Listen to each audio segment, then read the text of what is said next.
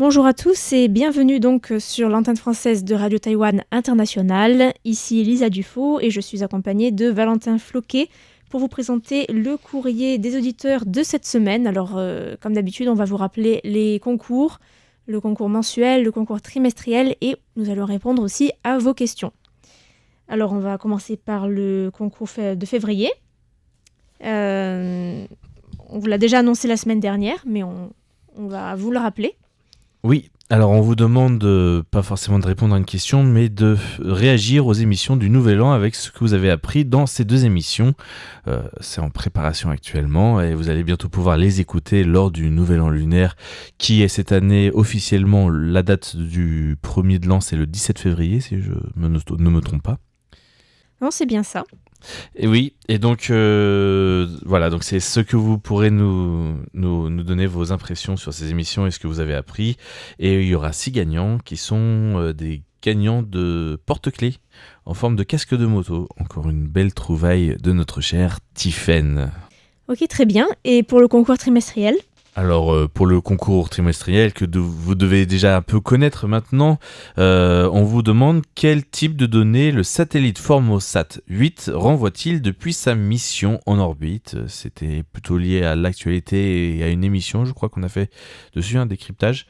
Donc revenez un petit peu sur notre actualité et sur nos émissions pour en savoir plus. Et les cadeaux sont 3 carnets de notes magnifiques avec une illustration de Tufun. Voilà, donc il y aura 3 gagnants. Très bien, eh bien, tentez votre chance. Voilà. En dehors de tout ça, j'aimerais vous parler un petit peu de l'actualité de la radio. Je l'ai annoncé sur les réseaux sociaux il n'y a pas longtemps. On a eu un petit souci avec notre logiciel d'édition des réels pour tout ce qui est émission thématique, pour la présentation avec les extraits, etc. On a utilisé un logiciel et on est arrivé en bout de format gratuit, donc on a été obligé de changer de solution. Donc il y a eu un petit vide ces 2 dernières semaines à cause de ça. Ne vous inquiétez pas, ça va revenir à la normale. On est en train de travailler dessus, mais ça demande une restructuration de la charte graphique, etc. Enfin, une recréation totale des thèmes. Donc voilà, ça va venir petit à petit. Pareil pour les actualités de la semaine, ça va revenir aussi petit à petit. Ne vous inquiétez pas. Et on vous remercie de votre patience. N'hésitez pas d'ailleurs à nous partager si vous avez des suggestions ou des souhaits par rapport à ces formats. On a déjà fait un petit test cette semaine, donc n'hésitez pas à nous envoyer vos retours sur si vous trouvez le format pertinent ou pas. Voilà. D'accord. Et donc ensuite de tout ça par rapport à nos chers auditeurs et la correspondance qu'on nous envoie, on a eu un auditeur un peu particulier cette semaine puisqu'il y a un auditeur qui s'appelle Eric Olivan Oros qui nous écrit depuis Utebo à Zaragoza en Espagne. Saragosse en français, hein, comme on le dit. Et je crois que c'est l'un des auditeurs des plus jeunes qui nous ait jamais écrit. En tout cas, de mon expérience, c'est le plus jeune. Et qui nous a écouté sur la fréquence 6005 kHz. Il nous fait part en fait un petit peu de son projet que je trouve très mignon, qui est de collectionner 60 cartes QSL physiques pour découvrir le monde. Et pour lui, ce serait un immense honneur de recevoir une des cartes QSL officielles par la poste de notre radio. Donc on le remercie beaucoup pour son intérêt en tout cas. Et donc dans sa demande, et en plus il demandait si on pouvait en plus, avec la carte QSL spéciale, lui envoyer une carte souvenir, un objet souvenir de la radio, si possible, ce qui le rendrait très heureux. Donc on le remercie énormément. Et ce qu'on peut dire, c'est que ça va être préparé et qu'il recevra quelque chose très prochainement, en le remerciant énormément de sa participation. Ok. Eh bien, on commence avec les questions, avec une première question de Paul Jamet, qui saluait la victoire des boulangers taïwanais qui ont remporté la 2e place lors de la 13e Coupe du Monde de boulangerie à Paris, donc après la Corée du Sud et avant la France. Et donc il demandait si ces boulangers avaient eu une ou plusieurs boulangeries à Taipei ou ailleurs dans l'île d'ailleurs, et s'ils étaient connus. Alors, pour rappel, Taïwan a obtenu la 2e place à cette 13e édition de la Coupe du Monde de boulangerie, qui s'est déroulée à Taipei au mois de janvier, au salon Sira Bake and Snack. Et l'équipe taïwanaise participait donc sous la bannière de Chinese Taipei. Et il y avait 4 épreuves, baguettes et pain du monde, viennoiserie sucrée, snacking et pièces artistiques. Alors cette année, les pièces artistiques devaient répondre au thème « Les grandes inventions de votre pays ». Donc les boulangers taïwanais ont choisi de représenter Taïwan par des puces de semi-conducteurs et le fameux bubble tea, le thé au lait aux perles de tapioca. Il y avait aussi la tour Taipei 101 qui figurait dans les créations de l'équipe taïwanaise et des saveurs comme le thé Tie Guan Yin ou encore le pignon de pin, le bubble tea, l'ananas et le fruit de la passion ont aussi été utilisés dans les pains et les viennoiseries. Alors l'équipe taïwanaise avait 3 boulangers, Peng Qing-ro qui était candidate en pièces artistiques, Cao Chi-wei pour le pain, et Zhang Shibing qui était le candidat pour la viennoiserie. Alors Peng Qing-ro était donc en charge de la pièce artistique. Elle est âgée de 26 ans et a commencé à faire du pain au collège. Elle est diplômée du lycée Uda à Taoyuan et elle n'a pas de magasin, mais elle gère un compte Instagram sur lequel vous pouvez la retrouver, qui s'appelle Joy Your Time, avec des tirets du bas entre chaque mot. Ensuite, Zhang Shibin est un boulanger taïwanais qui travaille pour Yizhi Sheng, qui est une chaîne de boulangerie de style taïwanais qui existe depuis 1980 à Taïwan et qui fait du pain de style taïwanais, des gâteaux aussi de style taïwanais, des gâteaux traditionnels de mariage ou encore des coffrets de dessert qui sont traditionnellement offerts aux invités lors des mariages. Ils sont très réputés pour vendre les mochi à l'unité aussi. D'accord. Et Zhang Shibing travaille donc pour cette enseigne et il est chargé de la recherche et du développement pour la marque. Et j'ai trouvé qu'il avait plus de 20 ans d'expérience et qu'il était spécialisé dans la pâtisserie végétalienne et dans les pains aux fruits et aux légumes et qu'il était notamment connu pour intégrer des ingrédients locaux de Taïwan comme l'ananas ou des jujubes dans ses créations. Et pour l'épreuve en question, il a incorporé des fruits taïwanais dans des pains sucrés inspirés de la tour 101. Et enfin, Gao Zhiwei, c'est celui sur lequel j'ai trouvé le moins d'informations. C'était le candidat pour le pain, donc il est âgé de 40 ans et c'est le propriétaire de la boulangerie Shanwei, qui est à côté de la station de métro de Muzhou et qui fait plutôt des pains et des viennoiseries, là aussi de style taïwanais. Voilà, donc merci à Paul Jamet pour sa question. Et... Ouais. Je voulais ajouter, souvent, lors de ce genre de concours, il y a aussi quand même pas mal d'étudiants ou de gens qui sortent d'école. C'est pour ça aussi que certains n'ont pas encore leur boulangerie. C'est pas obligatoirement en tout cas des boulangers vraiment très aguerris, souvent parce que certaines questions techniques demandent peut-être des façons de travailler un peu nouvelle école ou ce genre de choses. Et donc c'est pas rare, en tout cas j'avais remarqué sur les anciennes éditions que ce soit des étudiants qui participent plus que des boulangers en fonction. Mais là je vois qu'il y a quand même deux personnes déjà bien aguerries dans les participants. Et on a une autre question de Jacques Augustin. Oui. Sur une gestion un peu particulière qui est celle des petits-enfants par les grands-parents. En tout cas, il demande si il est commun de gâter ses petits-enfants pour les grands-parents et de les garder quelques jours pendant que les parents partent en vacances à Taïwan. Ah, c'est une question intéressante, ça. Oui, alors bon, comme il y a pas une gestion spécifique de données sur ça, c'est un peu ressenti et à chaque famille est différente et justement je vais vous donner l'exemple de la mienne qui est quand même assez particulier à Taïwan parce que on va dire que dans les traditions c'est pas trop comme ça que c'est géré. Vous allez voir quand même que le panel de façons de gérer ça est quand même assez c'est large. Donc déjà est-ce qu'il est commun de gâter ses petits-enfants pour les grands-parents à Taïwan? Je vais dire en général oui, mais pas forcément de la même manière que les grands-parents en France.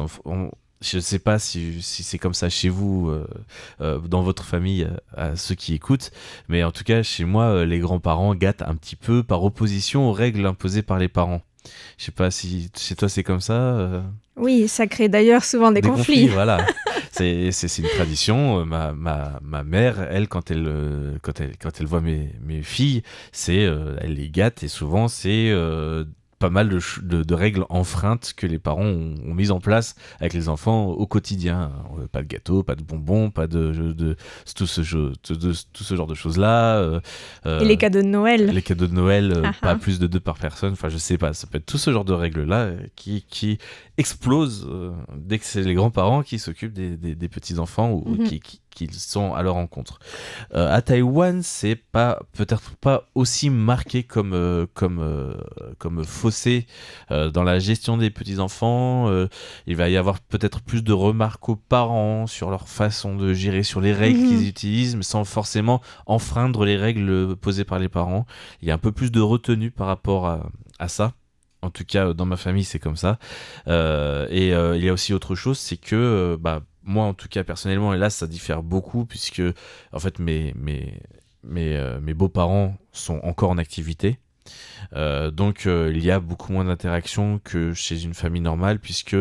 Tu veux dire une famille où les grands-parents sont retraités. Plus standard, en tout cas, quand je dis une famille normale, c'est une famille plus conventionnelle à Taïwan, dans le sens où, en général, les grands-parents vivent même souvent avec les parents dans la même famille. Ça arrive en tout cas encore très souvent, pour plein de raisons, des questions de loyer trop cher, d'achat trop compliqués, ou ce genre de choses. À Taïwan, il est encore assez fréquent d'avoir ses parents à la maison, ou les grands-parents pour les jeunes enfants.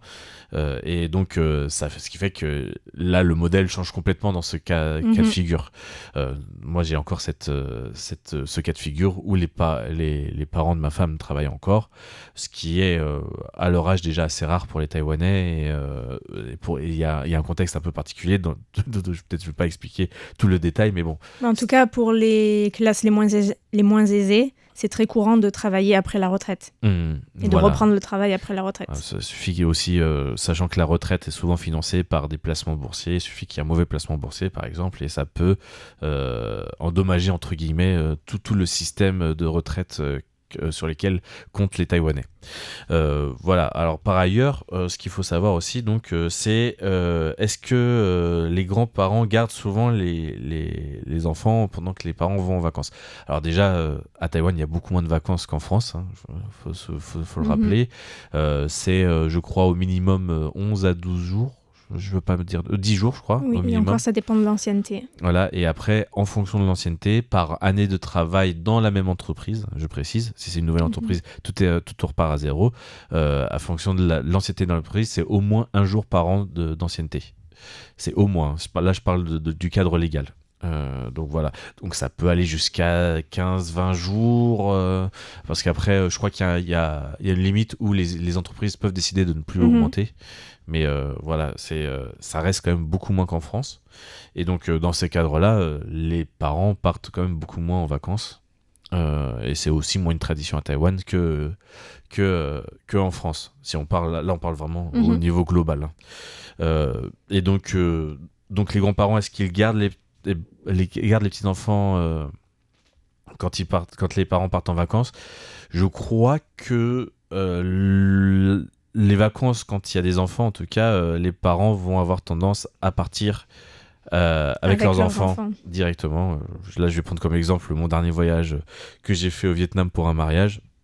Je suis parti avec mes enfants et je pense que c'est quelque chose qui se fait beaucoup à Taïwan, de ne pas partir seul en parent, entre amoureux, et d'être souvent quand même avec les enfants quand on part. Là, je généralise un peu mon cas aussi, hein. Il y a quand même des cas où les parents partent seuls. Et dans ce cas-là, oui, c'est vrai que les grands-parents sont souvent la solution. Mais il faut savoir que faut remettre encore ça dans le contexte où les grands-parents habitent souvent à la maison. Et des fois, ce sont même des familles entières qui sont dans la résidence. On va dire ça comme ça. Et donc ça peut être les grands-parents, mais aussi toute la famille en fait qui s'en charge à ce moment-là. C'est pas forcément que les grands-parents eux-mêmes. C'est là un peu la particularité à Taïwan par rapport à la France, j'ai envie de dire, parce que c'est quelque chose de quand même de très spécifique par rapport au modèle social à Taïwan et au modèle de famille. Et donc, ce qui fait que c'est les grands-parents sans être les grands-parents, puisque chacun a toujours son rôle dans la famille. Et les cousins, ils vont être avec les cousins, les oncles, les tantes parfois. Et donc, tout le monde va un peu gérer ça au moment voulu, quoi, en fonction des choses à faire. Peut-être que ce seront plutôt les oncles et les tantes qui vont donner le bain, par exemple, ce genre de choses, si ce sont des enfants en bas âge. Voilà, donc il y a plein de choses comme ça qui sont gérées un peu, chacun un peu son petit rôle dans cette gestion de l'enfant quand les parents sont absents. Moi, j'ai aussi autour de moi des gens qui partent, pas en couple, mais seuls. C'est-à-dire, ils laissent leurs enfants à leur mari ou à leur femme, et puis ils partent quelques jours à l'étranger. Je l'ai jamais conçu comme... en vacances, en tout cas, je l'ai jamais imaginé. C'est peut-être pas très courant, je sais pas, mais en tout cas, c'est quelque chose qui se fait autour de moi chez les Taïwanais, quoi. Ouais. Moi, je pourrais pas le faire personnellement, mais c'est fort probable. Ça m'étonnerait pas que notamment dans les couples d'amis de ma femme, cela se fasse aussi, vu leur comment dire, l'impression que j'ai d'eux, ils seraient très capables de faire ça, en tout cas. Donc ça m'étonne pas tant que ça. Souvent, quand les groupes d'amis sont très différents, par exemple, s'il y a un voyage comme ça, et que l'autre partenaire n'est pas du tout dans la même sphère sociale, on va dire, ça peut se faire. Mais c'est vrai que je connais, en général, les gens parlent plutôt avec leurs jeunes enfants, quand c'est des enfants en bas âge en tout cas. Oui. Après, quand les enfants sont plus grands et qui sont au collège, au lycée, beaucoup moins. Oui. Au collège, ça va, mais lycée, comme l'accent est surtout mis sur les études, bon, on laisse les enfants, les jeunes ados travailler pour leurs examens. Tout à fait. Non, mais après, et puis c'est vrai qu'à Taïwan, je pense qu'il y a toujours un parent ou quelqu'un dans le coin. Donc ils auront tendance, à partir d'un certain âge, peut-être 14-15 ans, à laisser les enfants limite se gérer tout seuls presque. Il y aura toujours un tuteur qui passera de temps en temps ou des choses comme ça, parce qu'il y a aussi les classes d'après l'école. Donc, ce qui fait que la sécurité générale ambiante à Taïwan n'étant pas comment dire, inquiétante, on va dire, ça peut au final se gérer de plein de manières différentes, qui ne sera pas forcément par la garderie, entre guillemets. Donc voilà ma réponse un peu personnelle à cette question. On remercie Jacques-Augustin de nous l'avoir posée, et on va peut-être passer à la question suivante. Oui, alors on a une question de Nagmushi Nouari qui voulait un petit peu connaître quelles sont les grandes villes taïwanaises et leur population. Alors c'est vraiment une vaste question, donc j'ai fait une petite liste des plus grandes villes à Taïwan.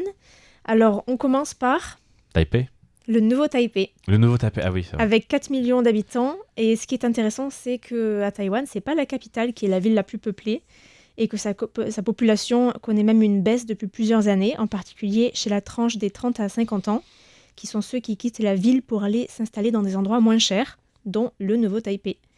Alors, Taipei a même reconnu que la perte de la population était due au coût de la vie élevé et au prix élevé du logement, que ce soit pour la location d'appartements ou pour l'achat de biens immobiliers, avec des prix qui sont pour des étrangers, paraissent vraiment délirants. Donc on voit souvent des annonces de vente d'appartements dans des immeubles de 30-40 ans qui ont très mal vieilli et qui coûtent pourtant 500-600 000 euros. C'est totalement normal. Oui. Alors 80% des habitants de Taipei qui quittent la capitale partent s'installer dans le nouveau Taipei, contre 20% qui vont plutôt à Taoyuan, dans des endroits qui sont proches donc de stations de métro ou d'une gare de TGV, ce qui leur permet d'aller quand même travailler à Taipei la journée. Et il y a des tendances un peu plus précises. Par exemple, les habitants du quartier de Wanhua ont majoritairement tendance à aller s'installer non loin de là, dans le quartier de Luzhou, Banqiao, oui. Dans le nouveau Taipei, tandis que ceux du quartier de Nangang vont plutôt aller vers Shiji. Exactement, plus à l'est. Ensuite, la deuxième plus grande ville du pays, depuis qu'elle a dépassé Kaohsiung en 2017, c'est... Taichung. Taichung, exactement.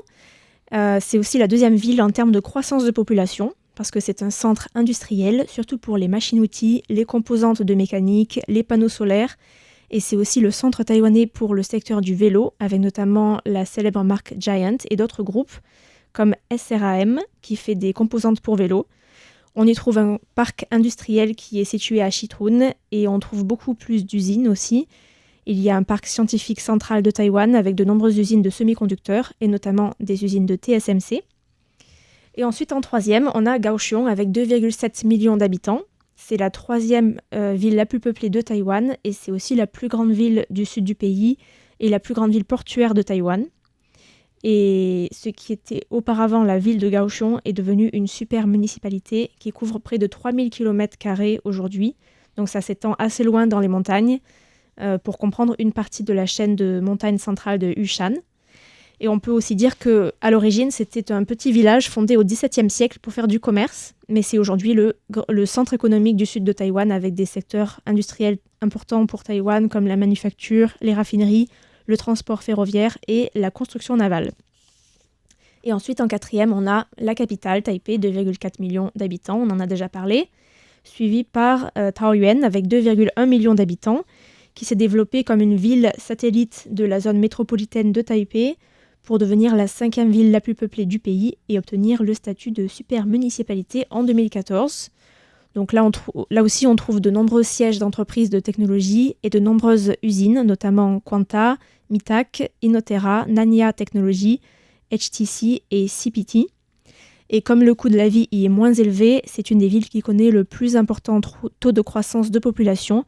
Et c'est aussi une ville qui attire de nombreux travailleurs migrants d'Asie du Sud-Est qui viennent travailler dans les différentes usines de la région. Et bien sûr, il ne faut pas oublier l'aéroport international de Taoyuan qui dessert la capitale et qui a entraîné la construction d'une ligne de métro qui relie l'aéroport à Taipei et qui permet aussi de desservir toute une série de stations où les gens viennent s'installer parce que c'est moins cher d'y habiter et qu'on peut se rendre à Taipei en un temps réduit. Voilà pour le nord, et ensuite on passe au sud avec Tainan, avec 1,85 à 1,87 millions d'habitants. C'est l'ancienne capitale de Taïwan et aussi un centre historique et culturel avec une densité de population plus faible que les autres villes et une population qui augmente chaque année même si c'est assez faible. Et ensuite on a des villes, tout de suite on descend beaucoup plus avec Hsinchu qui a 450 000 habitants. Et c'est une ville en pleine croissance, principalement en raison du parc scientifique de Hsinchu, créé en 1980 et qui compte aujourd'hui les sièges de plusieurs grandes entreprises taïwanaises comme TSMC, Mediatek ou encore UMC. Et c'est aussi la municipalité la plus riche de Taïwan, avec un salaire moyen annuel de 1,5 million de dollars taïwanais, donc environ 40 000 euros. C'est environ 3 330 euros par mois. Ce qui s'explique par les salaires très élevés qui ont cours dans le domaine des hautes technologies dans la région, sachant que le salaire annuel moyen au niveau national, c'est 1,165 millions de dollars taïwanais, donc environ 31 100 euros, ce qui revient à peu près 2 590 euros par mois. Donc il y a quand même une différence énorme. Et encore, et si on regarde le salaire médian, c'est encore plus bas. Hein. Oui. Le salaire médian, on est plutôt aux alentours de, je ne sais plus, 2700 ou 2600 euros. Pour la différence, pour ceux qui ne savent pas trop, médian, c'est 50% de la population, hein, alors que le salaire moyen, c'est la moyenne de tous les salaires. Voilà, donc Hsinchu, on peut aussi parler de Zhubei, qui est une ville de 211 millions d'habitants. C'est une ville satellite de Hsinchu, qui est située sur la côte et qui fait partie des villes qui connaissent là aussi un taux de croissance particulièrement rapide, le plus rapide même dans les décennies des années 2010, ce en raison de sa situation géographique, notamment parce que c'est là qu'a été construite la gare de TGV de Hsinchu. Et donc beaucoup de gens qui travaillent dans la ville de Hsinchu ou dans le parc scientifique et technologique de Hsinchu se sont installés à Zhubei, parce que bien sûr, comme il y a de grandes entreprises, de plus en plus d'habitants, les prix grimpent à Hsinchu. Donc c'est pareil, les gens essaient de quitter la ville pour aller s'installer dans des endroits moins chers. Surtout quand on ne travaille pas dans le parc scientifique de Hsinchu. Ah oui, tout à fait. Et ensuite, il y a la ville de Keelung avec 372 000 habitants. Donc c'est aussi un grand port qui est situé sur la côte nord de Taïwan et qui est proche de Taipei. Mais c'est tout de même une ville qui perd des habitants au fil des années. Peut-être que c'est à cause de la météo. Ça, c'est mon avis personnel. Oui. Même si la tendance n'est pas aussi rapide que pour Taipei. Ensuite, on a Jiayi avec 270 000 habitants. C'est la ville d'où part le célèbre train pour aller à Alishan. C'est une ville de taille moyenne avec une population assez stable, mais qui reste une des villes les plus importantes de la grande plaine de la côte est de Taïwan. De même que la ville suivante, qui est Changhua, avec 235 000 habitants. Donc, là aussi, c'est une ville et un comté qui se sont industrialisés dans les années 70 avec l'installation d'usines et la baisse de la superficie agricole. mais qui connaissent malgré tout un déclin de la population. Peut-être parce que c'est des industries plus traditionnelles. Et ensuite, on Une a... des plus connues des industries de Zhanghua, c'est la chaussette. Ah bon, Oui. je ne savais pas. Et ensuite, on a Dolio, avec 108 000 habitants. C'est le siège du comté de Yunlin et le centre politique et économique du comté. Pas grand-chose à dire sur Dolio, mais en tout cas, c'est... Ah pardon, j'avais oublié la ville de Pingdong, qui a 204 000 habitants, et donc ça, on connaît bien. C'est une petite ville, pas très loin de Kaohsiung, et qui est un point de passage vers la péninsule de Rangchun. C'est une ville où la culture autochtone, Paiwan surtout, est assez présente, surtout dans ses environs. Et personnellement, moi, j'aime beaucoup ce comté et cette ville, parce que pour aller passer le week-end, on n'est jamais loin de la nature, de la montagne. Et c'est très agréable d'y vivre, je pense. Et c'est aussi un des plus gros ports de pêche de Taïwan. Avec Donggang. Tu veux dire Donggang, oui. Qui est pas loin. Et qui relie à Xiaoluoqiu. Tout à fait. Et après Pingdong, on a Taidong et Hualien avec 107 et 106 000 habitants. Donc ce sont les deux plus grandes villes de la côte est de Taïwan. C'est des villes de taille moyenne qui sont pas très hautes mais qui sont assez étendues par rapport à d'autres villes taïwanaises. Et là aussi, la culture autochtone y est très présente. Puyuma et Amis pour Taidong et Amis, Atayal, Truku et Bunun pour Hualien.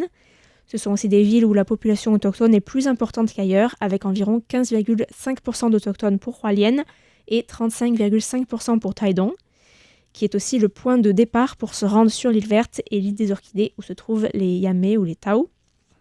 Et on peut aussi dire que ce sont des régions où l'agriculture reste très importante, mais aussi le secteur de l'extraction minière, avec le ciment en particulier, ainsi que le tourisme, puisque les deux comtés attirent de nombreux touristes, même s'il y a eu un important déclin à Hualien depuis le séisme, qui a partiellement fermé le parc national de Taroko en 2024. Et ensuite, les inondations à Guangfu l'année dernière. Donc, ça a beaucoup touché le secteur économique local. Ensuite, on a Nantou avec 102 000 habitants. Donc, c'est une petite ville dont l'économie est basée sur l'agriculture, le tourisme et la manufacture, avec une zone industrielle construite en 1965 pour tenter d'équilibrer le développement économique de la région. Donc, on est très proche de la montagne à Nantou. Et après Nantou, on a... Ilan. Exactement, 96 000 habitants, bravo.